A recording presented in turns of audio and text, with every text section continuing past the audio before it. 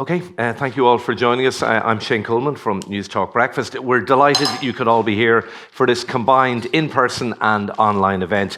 It's great to welcome delegates from across higher education, government and enterprise. For those of us joining us online, I know there's a big crowd online watching, we have closed captioning available today, and you can alter the size of those captions by clicking on the CC button at the bottom of your screen.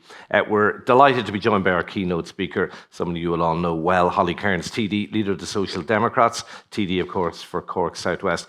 We'll get to Holly in a moment. She's going to share her views on the central role of universities and higher education in Ireland's growth and development. We'll also hear from our panellists who are here as well, John McGrane, Director General of the British Irish Chamber of Commerce, and Marta ní Riada, President of the UCD Students' Union. You're very welcome, guys. Before all that, though, let's get a word from Professor Kirsten May, Professor of UL and Chair of the IUA.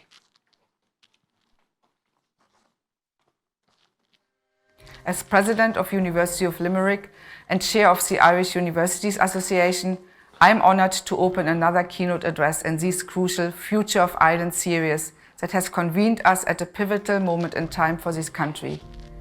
We have gathered here to deliberate on matters of profound importance that will shape not only our future, but also the destiny of generations to come. I am delighted that leader of the Social Democrats, Deputy Holly Cairns, has agreed to speak to today's event and follow on from previous speakers across the political spectrum. Universities as centers of growth and development hold a unique and pivotal role in our society. They are the crucibles of knowledge, the breeding grounds for innovation, and the guardians of wisdom. As we embark on the journey of this keynote address, let us reflect on the multifaceted importance of these institutions, which extend far beyond the confines of our campus grounds. Primarily, our universities serve as catalysts and custodians of knowledge and as the architects of a brighter future. They are the places where minds are nurtured, challenged and transformed into the leaders, thinkers, disruptors and innovators of tomorrow. Our universities are not merely degree and award factories, but the birthplaces of ideas that have the potential to reshape industry, society, culture and economy. Our universities are engines of economic, social and community development, both at the national and regional levels. They provide the expertise, research and talent that fuel progress and drive our economy forward. They are pillars of our communities, bridging the gap between academia and the world beyond. Yet, as we all know, sustaining these engines of progress requires adequate resources. Today, we must confront the issues of funding for our universities head-on. We must recognize that investing in our university is an investment in the future prosperity and well-being of our nation. The pursuit of knowledge knows no bounds, and neither should the support for our institutions of higher learning. Noting the progress made in the last year regarding student supports, we do welcome the efforts of the Department of Further and Higher Education, Research, Innovation and Science to reduce the cost of education and providing the much sought after relief and initiatives for students and families against rising costs of living. And lastly, our universities must foster greater engagement with enterprise and community. Collaboration between academia, industry and society is a crucible in which innovation and progress are forged. It is through these partnerships that we can address the most pressing challenges of our time, from climate change and planetary health to healthcare, social justice and beyond to the next wave of challenges on the horizon. In closing, I want to stress that the dialogue and ideas generated here today and through numerous other fora will not stay confined to the university arenas. They will resonate across our nation, impacting policies, shaping strategies and inspiring action. The future of Ireland depends on our collective commitment to the enduring mission of our universities, a mission that transcends politics, transcends time. Let us leave here today with a renewed sense of purpose, a commitment to support our universities, and a shared determination to harness the power of knowledge, innovation and community engagement for the betterment of our beloved country. Thank you, and may the deliberations both today and in the time thereafter pave the way for a brighter future for all of Ireland.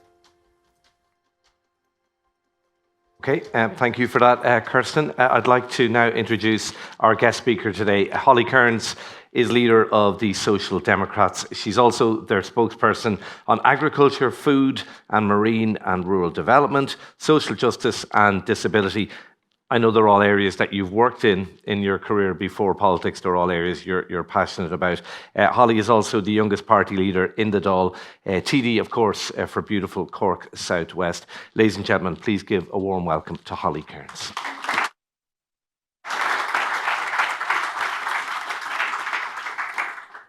Afternoon, everyone. Just want to make sure you can hear me okay. Yeah? First of all, just say a huge thank you for the invite to speak here today. It's a huge honour. Education is the single greatest driver of opportunity, quality of life, social equality and economic growth. Everybody, regardless of means, background or postcode, has the right to the best possible education. Ireland should be a republic in which every person has the opportunity to achieve their potential. That can only happen with a well-funded, accessible and modern education system. That means investing in and making a real commitment to lifelong learning. Resources need to be carefully targeted to where they're most needed, and every effort has to be taken to ensure access across all backgrounds. However, following years of underfunding, Ireland is under-resourced relative to our ambitions in higher education and innovation. Significant investment is needed to address chronic underfunding, significant demand, and to maintain, protect and enhance the quality of education that we provide. The government has identified a 307 million annual shortfall in core funding for universities. In our alternative budget for 2024, the Social Democrats had proposed a 150 million increase in core funding as a first step towards bridging that gap. The 60 million increase in core funding allocated by the government this year doesn't reflect any sense of urgency in addressing that shortfall in funding and in all of the issues which cascade from that. Of course, investment and funding in higher education is not just about the institution themselves. We also need to increase investment and funding into students through grant systems and through cutting the cost of education. No student should ever be denied access to higher education due to financial constraints. SUSI grants are available to help some students with the cost of education. However, far too many students still fall through the cracks of that system. SUSI has faced a massive effective cut over the past 2 decades. In order to ensure students are protected from the cost of living crisis, maintenance rates need to be increased and adjusted in line with inflation. Significant progress has been made in recent years in terms of reducing fees. However, we need a clear commitment and timelines towards eliminating student contribution charges in their entirety. Many EU states have recognised that it pays to invest in higher education for their citizens, moving away from high fees while ensuring that HEIs receive sufficient core funding to do that. Germany and Nordic states achieve consistently high levels of core funding while maintaining some of the lowest domestic and international student fees. Certain courses in Ireland are simply not financially accessible to students, regardless of how hard they might try to access them. Graduate entry medicine students are required to pay tuition fees of up to almost €17,800 for each year of the 4-year programme. With accommodation and living costs on top of this, as well as placement fees and other charges, the Irish Medical Organisation says this means students are graduating with debts the size of mortgages. At a time when we're experiencing one of the worst medical staffing crises in the history of the state, these incredible financial barriers to accessing medicine are simply inexcusable. We have to look at options for how to encourage participation in courses like these, which are absolutely essential to the functioning of our public services. There are plenty of models that we can look to and consider. Scotland's St Andrews model provides graduate students access to study medicine through a bursary for accommodation and living costs, and in return, there's a commitment to work for the National Health Service in Scotland for 4 years. A model like that could have an incredible benefit to our health service and would alleviate the huge financial burden on students. Of course, the primary cost for most students isn't college fees themselves, but the cost of accommodation. This is, of course, most acute here in Dublin. We hear it year on year from students' unions, and UCD Students' Union has done exceptionally good work on this front. The cost of accommodation is prohibiting students from attending and participating in a college that they want to attend. Students drop out when they can't afford housing, they commute long distances, many just don't apply to colleges at all because they know the cost will be insurmountable or the commute will be. I absolutely recognise the failure on the part of the Department of Further and Higher Education to meet universities in the middle by allowing shovel-ready student housing developments to remain stalled in the middle of an acute housing crisis. However, HEIs cannot simply be handed a blank cheque when it comes to accommodation funding through the Housing Finance Agency or elsewhere. They must be responsible on the part of universities themselves to ensure that affordability is a key priority for all student housing developments. On-campus student accommodation is as expensive or even more expensive than the already extortionate rates in the private rental sector. The purpose of student housing should be to provide cheaper, affordable accommodation to a group who don't have a full-time income, which is required to pay private rents. That is the situation across most of Europe, but it's not the situation here.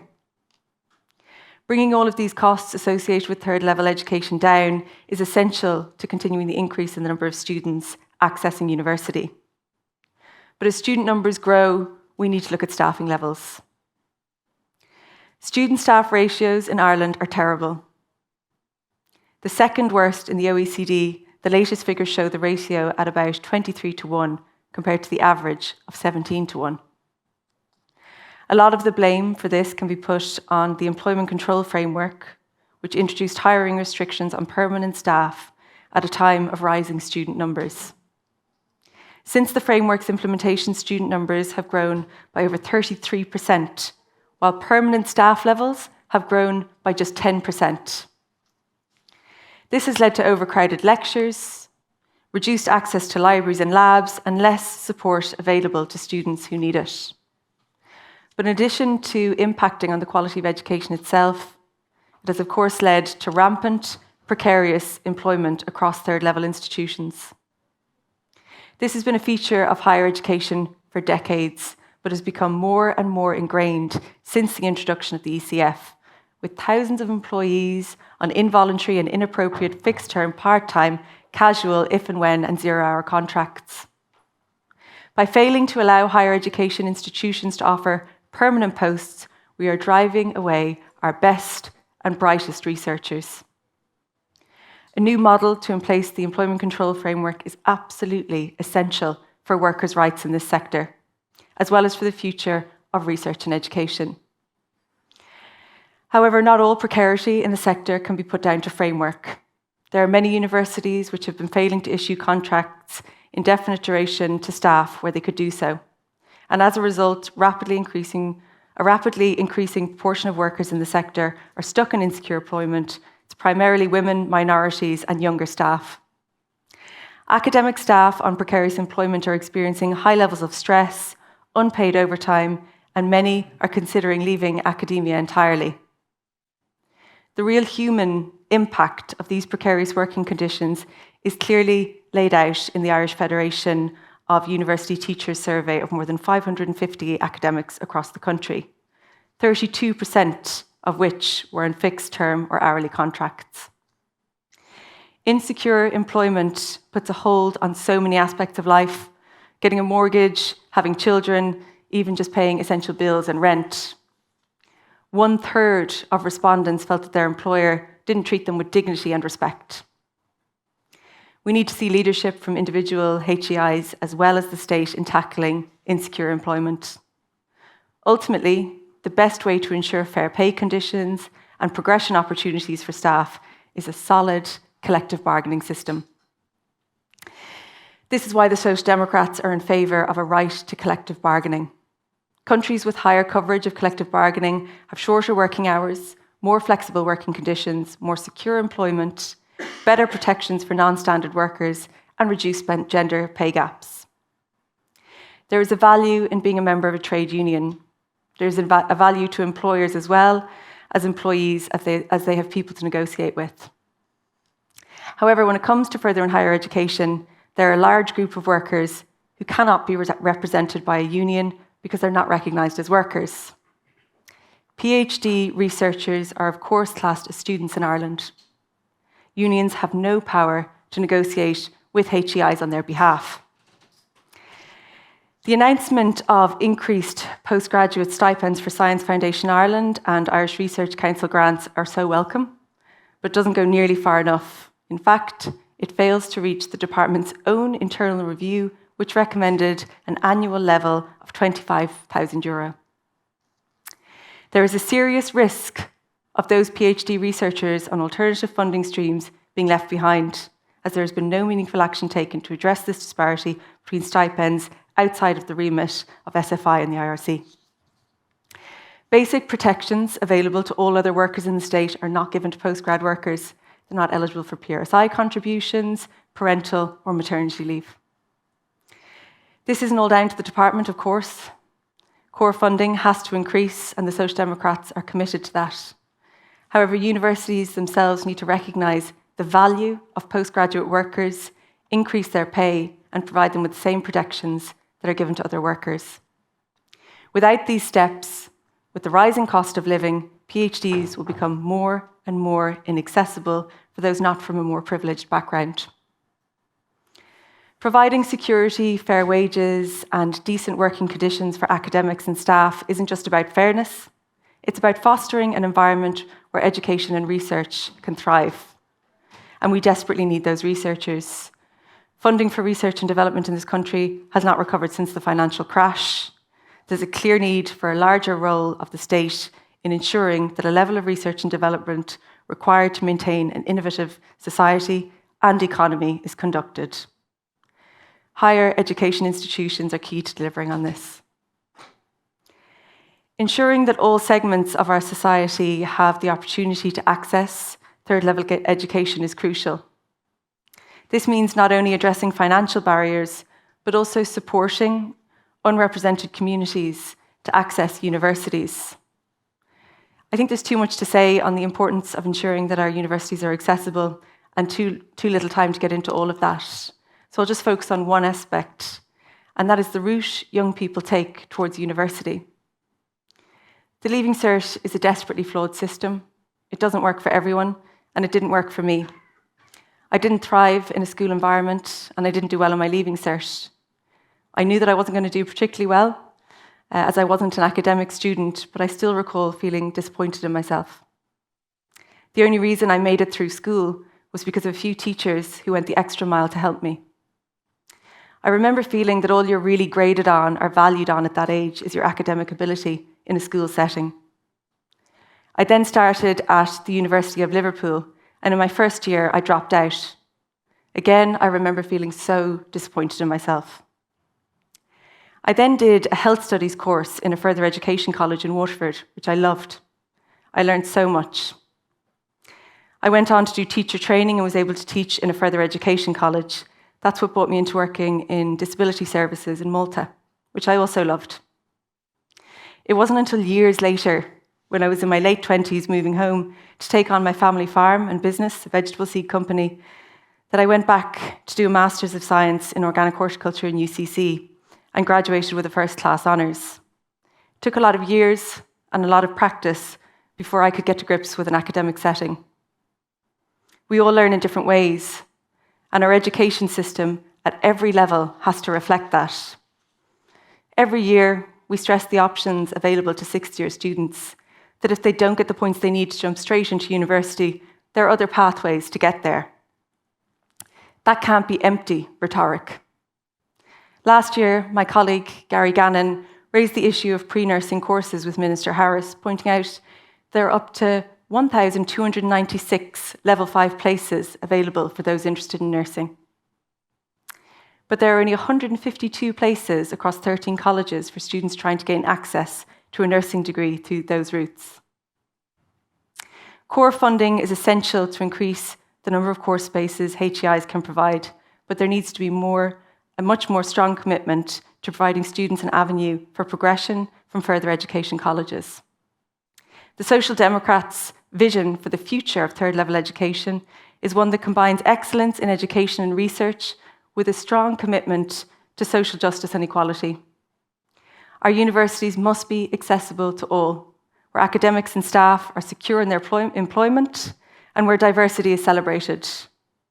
This would not only strengthen our higher education institutions, but it would also drive the future growth and prosperity of Ireland as a whole. Thank you.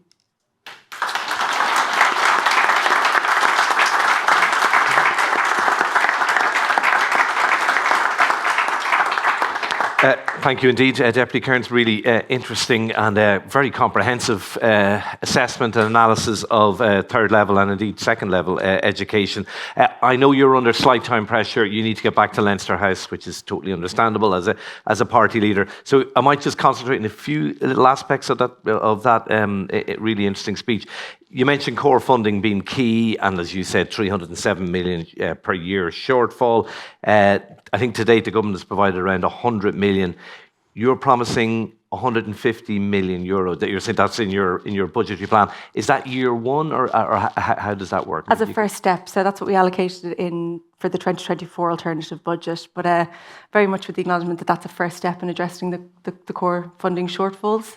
But a 60 million increase is what was provided by the current government budget. So a step up from that, but we have a long way to go to address those core funding issues. And I think, we talk about progressing student experience and accessibility of universities in terms of cost. That can seem fairly scary from the higher education institution's perspective, because how on earth are they supposed to afford it while ensuring better conditions for staff and pay and less precarious employment? Crucially, the state has to meet them in the middle to bridge that gap. So that's why I just wanted to mention the importance of core funding and what the Social Democrats would have allocated in a budget. Okay. Obviously, within that funding for universities is the €3,000 student contribution. Some political parties have pledged to abolish that. Obviously, we've seen the last two budgets, we've seen reductions, temporary reductions in those. What is the Soc Dem's position on that, on those contributions? We absolutely have to abolish them. I don't think we'll ever have an equal opportunity or access to education if we don't. Obviously, the SUSI grant is great and it's desperately needed, but there's so many people who fall through the cracks. Just to give one example, if you're a student and you're working and earning money to potentially send home, depending on your different circumstances, then you might not qualify for the SUSI grant. There's all of these different things. And I know that then we kind of say, oh, well, for people who can afford it, then, we're kind of losing out on that. It comes down to the fact that unless it's completely free, access will never be equal. And I think we lose out on so much potential of our young people.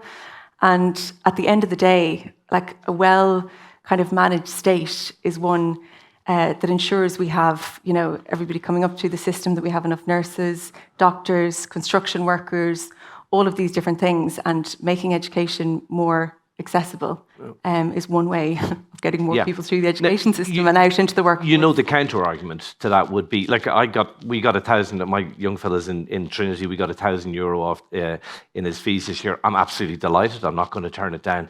But realistically, I don't need that money. I'm a well-paid radio presenter. It's not increasing access to college by reducing fees for the likes of myself that can afford to pay it. If you go down that road of that argument, you end up in a situation where people do fall through the cracks because, for example, you might have parents who can afford it and you might be estranged from them. There's all different types of circumstances.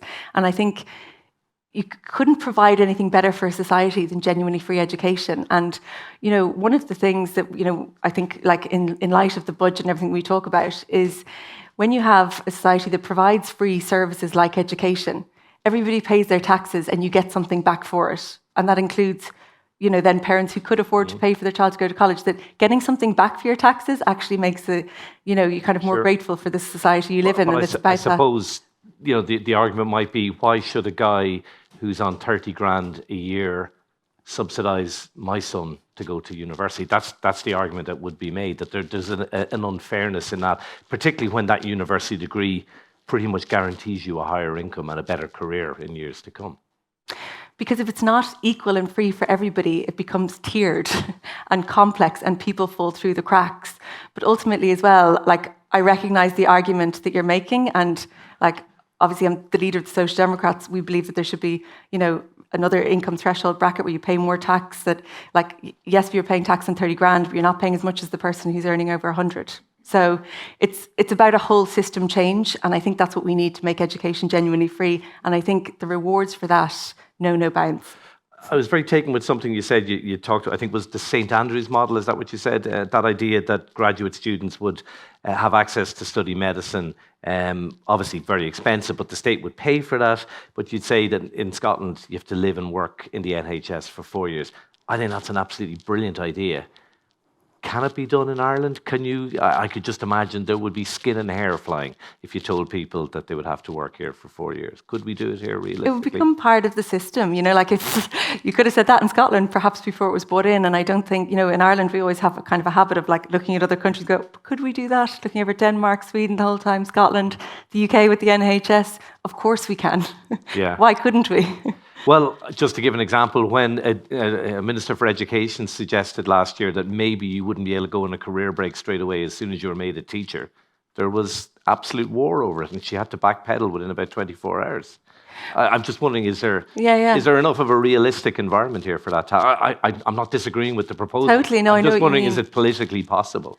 I think that it is. And look, if that's your option, like if you want to study medicine and you want to become a doctor, you want to be, any kind of profession in the medical field, if that's the kind of option that makes it affordable and possibility for you, well, it becomes the decision that you've kind of made yourself. So it's not something that's being foisted upon you. It's part of the decision that you've made. And look, at the moment when we're looking at kind of 17,000 a year, accommodation costs on top of that, we have a system where very few people can afford to do that. And the staffing crisis in the HSC at the moment, we have to do something about this. And this is a solution that would really work. It would keep people in Ireland. And if we improve conditions there, and if there isn't such a staffing crisis, it becomes a nicer place to work. There's less of an aversion to staying and working in it.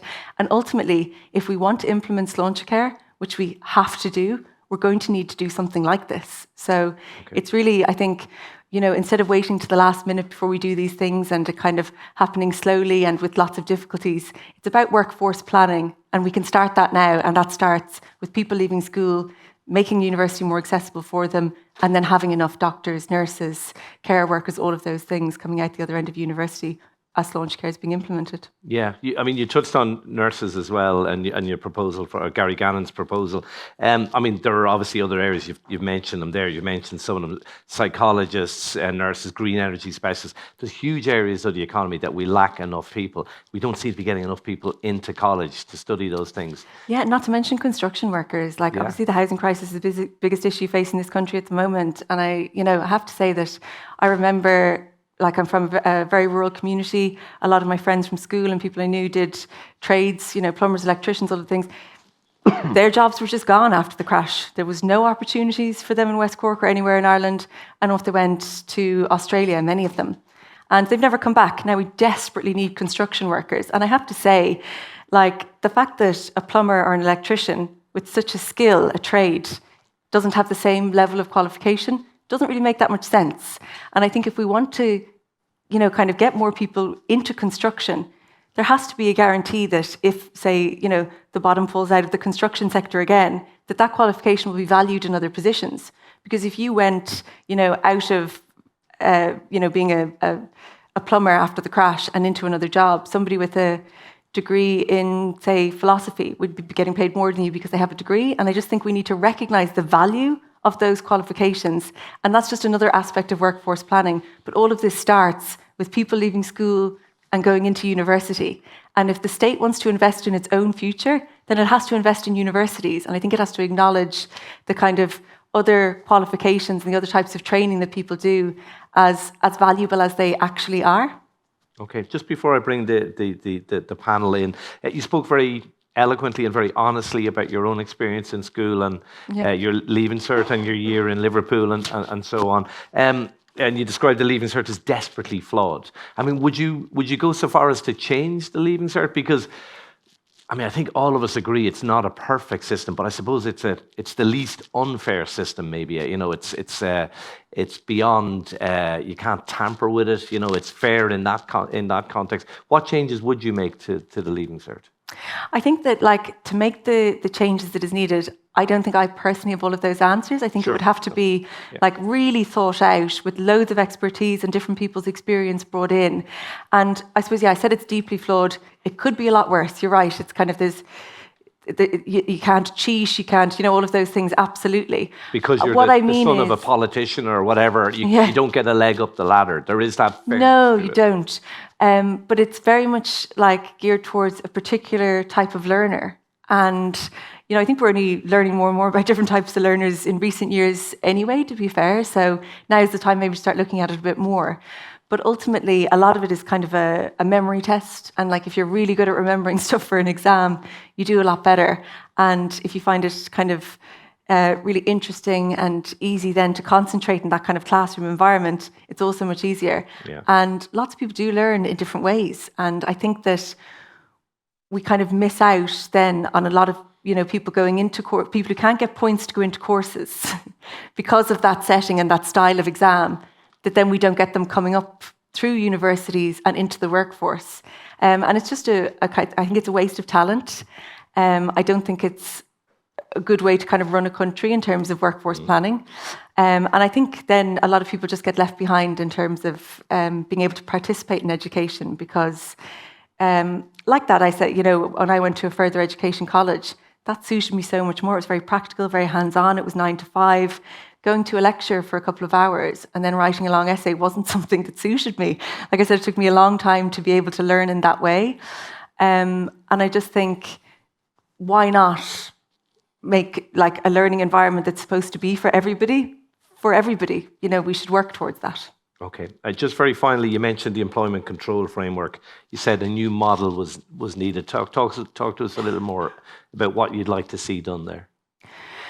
Crucially, we just need, the fact that people have to work in these conditions and kind of really precarious employment, no fixed contracts, PhD students, all of that stuff. There just needs to be it needs to be more secure. It needs to be something that you can, at the end of the day, what people want or need is to be able to get a mortgage, to be able to start a life, start a family, without having to kind of wait to get into one of those more secure positions. And it seems like the framework didn't allow for that. So it's kind of a back to the drawing board exercise is needed to support that. And again, it's like changing the education system.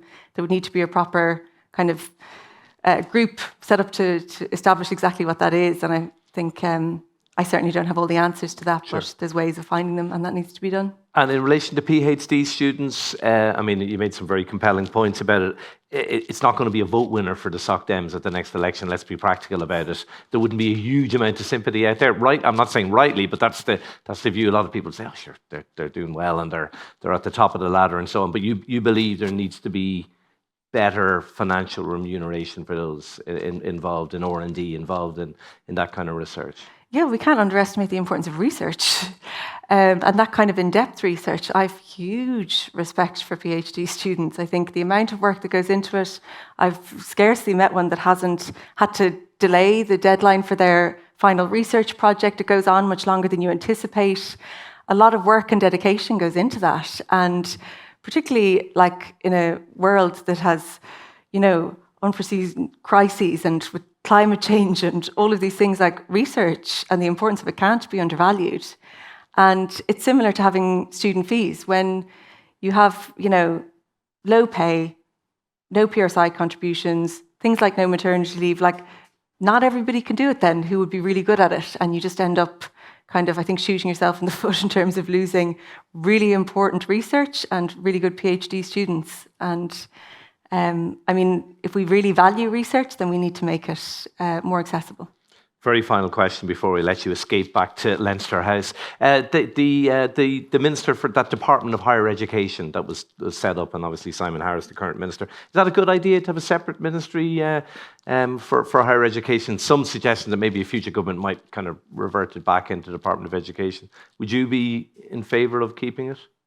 I think it makes sense in terms of really, when you want kind of a hyper focus on something, oftentimes you think if there was a special department set up in the Department of the Taoiseach or something like that, that it could really, sometimes something needs a hyper focus and a real political will to get a kind of a win behind it. But I suppose like what you would have hoped for as a result of having now a standalone Department of Further and Higher Education is at least the kind of adequate funding coming through, or, that it's not just about setting up a department and then job done. We need to see results from that, and we need to see it having an impact on the ground and in terms of workforce planning, access for students, in terms of work on apprenticeships, like across the board. So I think it's a good idea, but it's not unless it works. Yeah, okay, all right. Listen, I know you have to get back to Leinster House. Thank you so much for your time today. Ladies and gentlemen, Holly Cairns, leader of the Social Democrats. Thank you so much for having me. Thanks, everyone.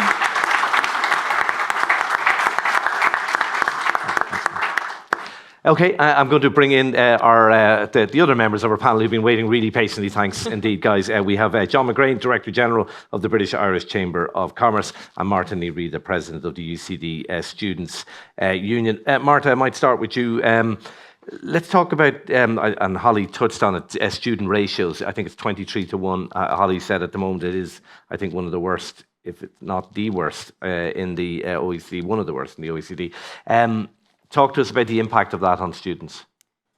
Yeah, well, I think it has a massive impact for students if you don't have enough people to teach you, but also it's not, obviously the lecture halls are overcrowded. Some people, there's one lecture for like 100, 200 students, which is astronomical.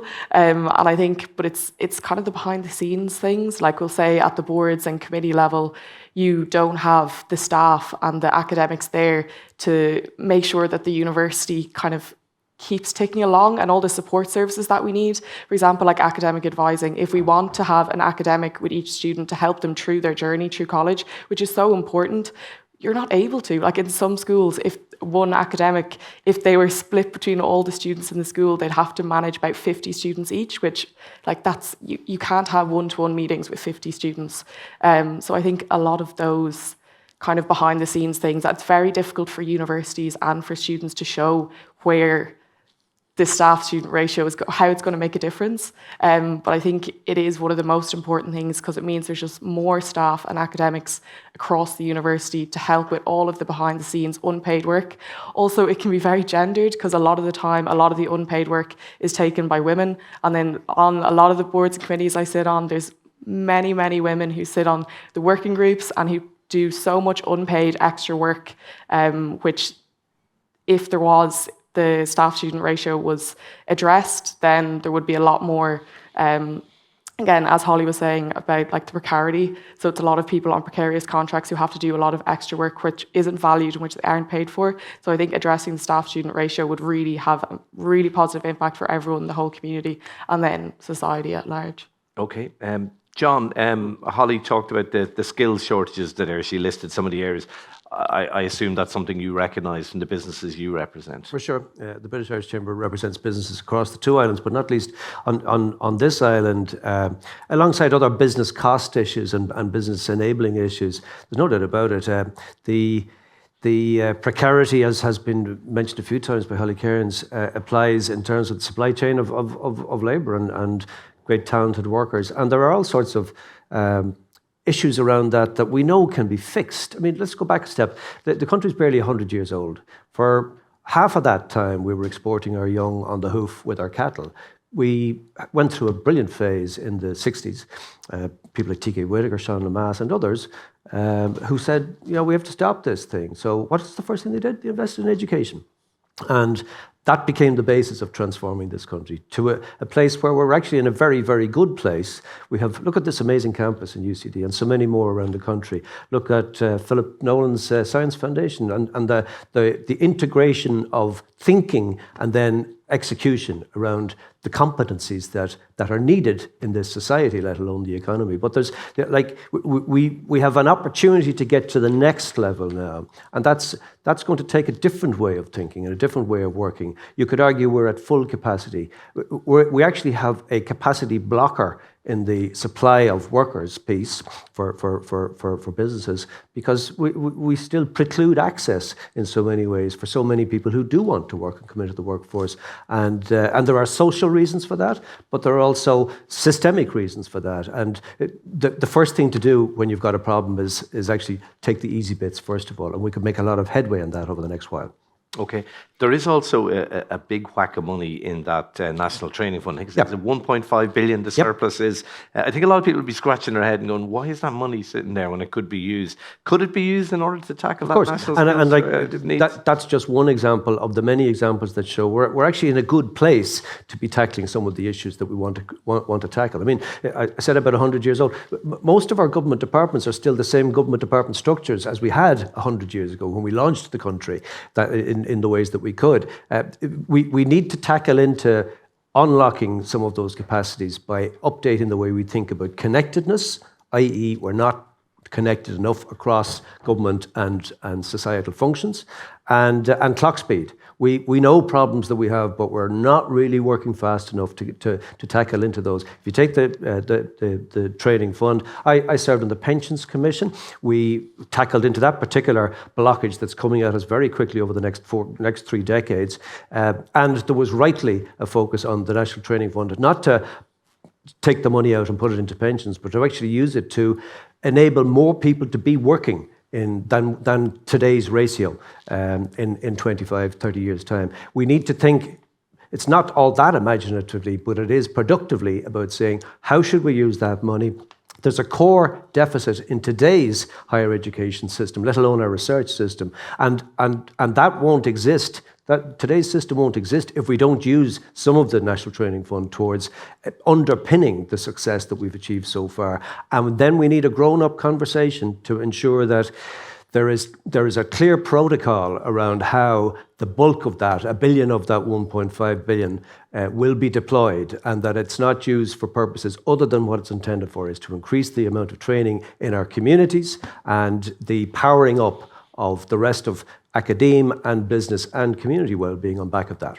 Okay. By the way, if anyone wants to ask a question, just stick your hand up and I will get to that. Don't be shy about asking a question. Marta, when I was asking Holly about fees, you were nodding your head in agreement with her and rolling your eyes at some of my questions, which is fair enough. You know, to come back to that argument again about, is it fair? Look, there's a limited budget. We'd love if there wasn't. But, you know, do you eliminate fees for, you know, Michael O'Leary's child, for example, or John McGrane or Shane Coleman's child, when they can afford to pay fees, and some of those people will be paying 8-9 grand to send their kids to secondary school in certain cases? Is there an argument for saying, let's keep a modest fee for everyone earning over a certain amount of money? Yeah, I think education has to be truly free. And also, I think the way you're coming at it, you're thinking of all students, their parents are paying their fees. I think we need to think of people as learners are a lot more diverse than that. You might be coming back to education, you might be getting your first degree later in life. Like, it doesn't matter who you are. We can't be relying on this, same as a mom and pop landlords, a mom and pop like student. That isn't the case anymore, and things really have changed. And we need to ensure that education is actually free for everyone, and third level education in particular, the same as primary and secondary has been. We need there not to be any fees. And like as Holly was saying, people fall through the cracks with the Susie grant, but it's not even just that. It's that if we value it enough, it should be free. And I know your point is that, okay, if someone's earning over a certain amount, that's why we've taxes.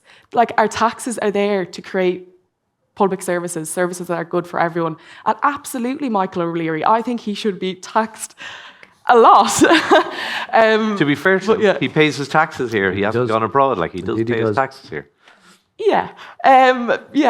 Anyway, but yeah, no, I think like that's why we have taxes. We have taxes to create this public good, and also I think it also would kind of decrease some of the stigma around like university, and university is kind of, the universities are seen as this overall, look, I should be going there. And the same as Holly was saying about like apprenticeships, like it's not given the same weighting, and it should be. Like it's such a skill. And I think by making all forms of education free, it makes it accessible to everyone. You can have a go, you can try, rather than, because like Susie, you have to apply through. It's a difficult process, and like there is people that fall through the cracks, but this should be something that truly is open to everyone. And yeah, not everyone, their parents are paying their fees, and also the fees are only a small part of it. That's why we still need the maintenance grants for all the other of course, costs. John, what's your take on this? Yeah, look, education, like health, is a public good. It's a public need. How do you even price it? Is it, if it's free, is it priceless or worthless? It's a priceless thing in our world and for our people. And who I touched on it earlier on. There are procedural blockages for access to the higher education system. I mean, I live in Dublin. There are postcodes in Dublin where 90% of the population go to university, and there are postcodes in Dublin where only 10% of the population go. That didn't change when we had free fees. When Labour scrapped the fees in whatever it was, 96 or whatever. That looking back is not a roadmap for going forward. We are who we are now. We have a very thoughtful community around how we can solve these problems. If you deal with take out the disconnected stuff, take out the stuff that is historically in our way from going to the next level. The next level is about different thinking to build a different future. We need everybody to have access. There needs to be no stigma. And we need to think about why those stigmas are there, but we need to get on with it. So if lifting the fees is the answer to that, lift the fees. People pay their taxes in other ways. The blockages today cannot be allowed to be blockages in 5 years' time. And we need a clock speed that takes that away in 3 years' time, over 3 terms, whatever it is, and get on with that. And that rising tide will lift all boats. If there are abuses or other things, we have plenty of ways to deal with that. Yeah, and I think, sorry, just on that point, it was kind of mentioned earlier, like you're saying, how like the Leave Cert kind of is as fair of a system as it can be because people can't cheat, but people do cheat. People get grinds. People can afford to pay for grinds. So the same thing is happening at second level, even though it's supposedly free. And as you mentioned, we've private schools, and private schools, the same thing where we have in universities with a massive staff-student ratio. The same thing is in our public second level education, massive staff-student. Like the ratio is not good at all, but then you can go to a private school where you can be you and just 10 other people in your class with a teacher. I'm not saying teachers are better in private schools than public schools, because I don't think that's true. But it's that ratio, that's so important, and it sets us up for such a flawed fair system. Point. Although I was talking to a parent at a private school recently who was complaining about the student, I won't say which school it was, but they were actually complaining about the student ratios. Does anyone want to ask a question? Anyone want to? Yeah, a gentleman at the back there, yeah. Sorry, I just wanted to come in on the 9%, 10% piece. Yeah. Just as a mic making its way to you, yeah.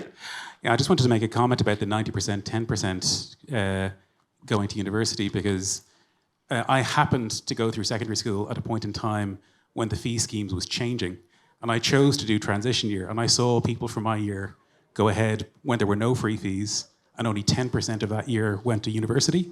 I, by happening to choose to do transition year, wound up the year after, and 90% of that year went to university. So I think there definitely are parts of Dublin where people do fall between the cracks, and it does make a significant difference. Yeah. Both of my older siblings didn't go to university either. So I think you can really see that these kinds of policy decisions have very far-reaching effects that it's quite easy to overlook.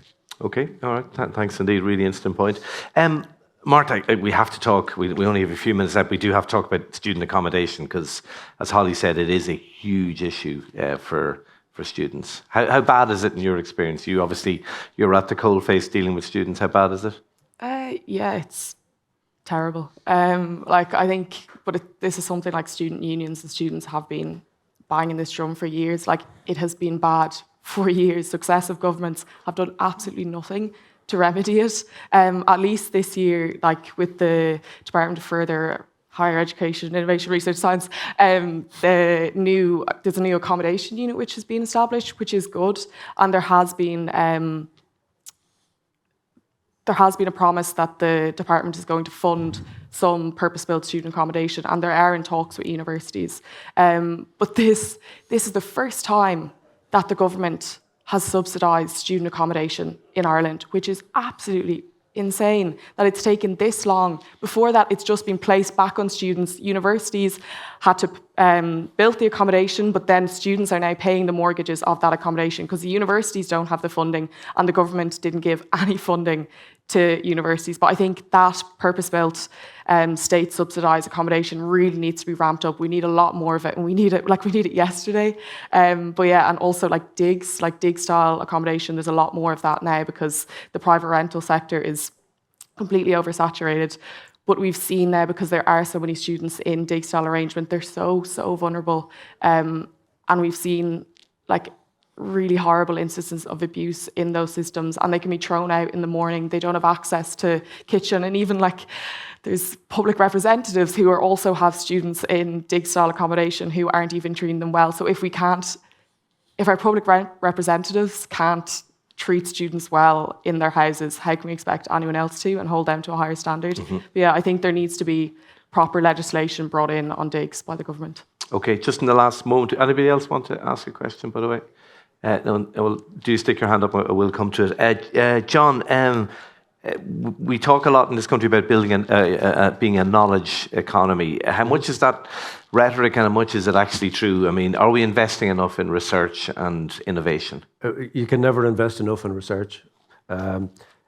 We have to create the platform by which we have lots more money going into it. And look at the signs on it. Like the other great, if you like, mentor to Ireland's success was a man that sadly passed last week, Chuck Feeney. He enabled us to build a wonderful higher education system and the basis of a world-class research system, which then powers up. So Intel opened their biggest investment of the last decade in Leixlip last week. Why? Not just because, like there are many reasons why they might not have, actually, we won't even go into that, but they understood that we have a holistic approach to saying that their investment here was very welcome because it in turn, it avails of the outcomes of great investment in higher education and in research, but also it cyclically preserves that momentum going forward. It's a two-way deal. The work that's done on research now is fundamental to Ireland's next wave of inward investment, where big pharma, big tech will come to Ireland not only for the historic reasons that they've come, but not least because of the availability of a research pool, research infrastructure across the universities, now hopefully, and post the readmission of Britain into the Horizon system, on a collaborative basis across the two islands. So we're in a great place to be solving these great problems that we have. And like we would call that filled with opportunity. It's ours not to waste. Okay. Unless somebody else wants to ask a question. No. I'm going to ask one last question of both of you. So obviously there's a limited pot. We'd love if it wasn't. If there was one measure you'd like to see this government do in terms of third level before the end of its term, it's got what, maybe 15 months left, maybe a year left. What would it be? John, do you want to go first? I touched on the National Training Fund. I think that's an answer to a huge question, and we should avail of the answer promptly, not leave that lying around. Okay. Marta? My answer is going to be the same. But yeah, I think it's bridging that funding gap, because if we get that money into universities, then like the Students' Union will definitely be pushing for it to be used in certain ways, and the university will be pushing for it. Like, universities know why they need the money. It's already been identified as a gap, so the government now needs to step in and actually find that money to give to universities, because it's so needed if they really do truly value the university sector and research. And as well as that, PhD researchers, I think they're so criminally undervalued, and the 25... Was it €3 extra? £3 grand, 3,000, not €3 extra. It's supposed to move up to 25,000, but it's not even getting what their own department told them it should be. And I think, how can we expect researchers to do the work that we need them to do? And also the amount of money that is generated by this research from PhDs is astronomical compared to the amount that they're paid. And researchers know this. They know this, and like there is talks of potentially researchers going on strike or not doing all of this unpaid work. And if that happened, if all the researchers stopped working today, the economy of this country would take a massive hit to the economy. And I think the government needs to realise the power that is there for PhD researchers. Okay, ladies and gentlemen, Marta and Riada, John McGrane, thank you.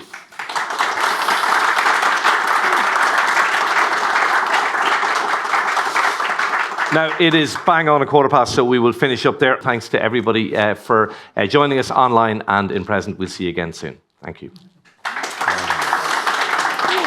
Thanks, Thank you, Shane. Well done. Thanks so much.